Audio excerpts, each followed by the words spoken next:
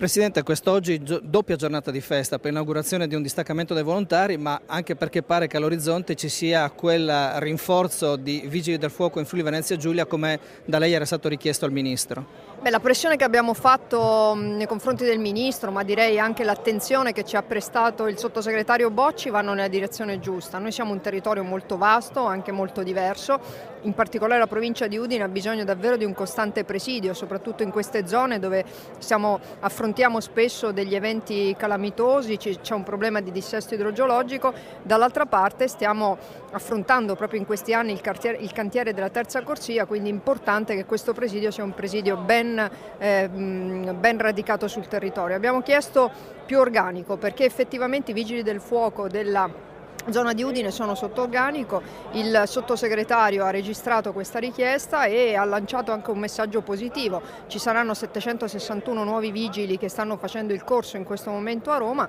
chissà che tra quei 761 non riusciamo ad ottenere una presenza più forte proprio sul territorio di Udine, della provincia di Udine, ma direi anche dell'ambito regionale. Ha voluto ricordare la forza dei Vigili del Fuoco a distanza di poche ore di un dramma che c'è stato a Meduno, è stato anche grazie a loro che si è potuto riprendere molto velocemente l'attività. Sì, anche dalla sede di Udine sono arrivati i Vigili del Fuoco che prontamente sono intervenuti nell'incendio della Roncadin. Oggi è ripresa la produzione a distanza di pochissimi giorni, vuol dire aver salvato dei posti di lavoro, aver salvato un'eccellenza della nostra regione, un'attività produttiva importante che tra l'altro si stava espandendo e quindi un grazie enorme va a loro per il lavoro puntuale, preciso e tempestivo che sono riusciti a fare.